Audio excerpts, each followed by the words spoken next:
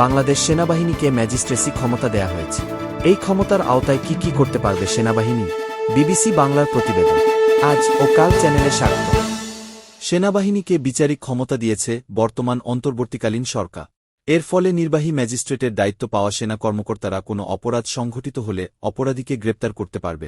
এছাড়া ফৌজদারি অপরাধের বিভিন্ন ধারায় অপরাধীদের বিরুদ্ধে ব্যবস্থা নিতে পারবে। সাধারণত দেশে জরুরি অবস্থার পরিস্থিতি ছাড়া সেনাবাহিনীকে এই ক্ষমতা দেয়া হয় না। অধ্যাপক ইউনূসের অন্তর্বর্তীকালীন সরকার সেনাবাহিনীকে এই ম্যাজিস্ট্রেসি ক্ষমতা দেয়ার পর এ নিয়ে পক্ষে বিপক্ষে নানা আলোচনা চলছে।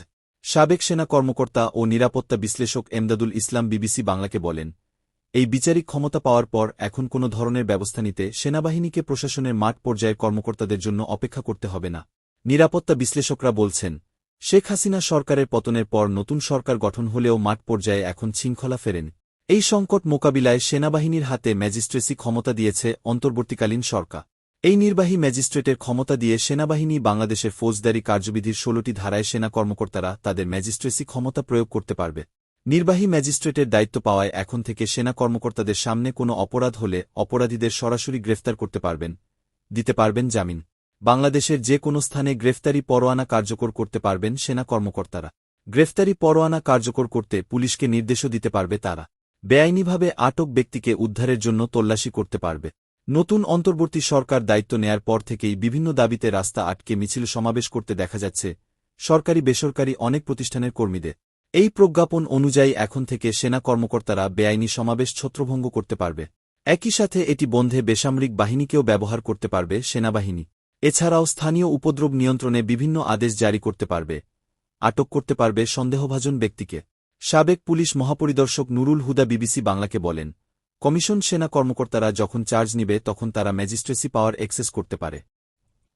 সর্বশেষ ২০০২ সালে অপারেশন ক্লিনহার্টের সময় সেনা সদস্যদের ম্যাজিস্ট্রেসি ক্ষমতা দিয়ে বিশেষ অভিযান চালানোর ক্ষমতা দেয়া হয়েছিল।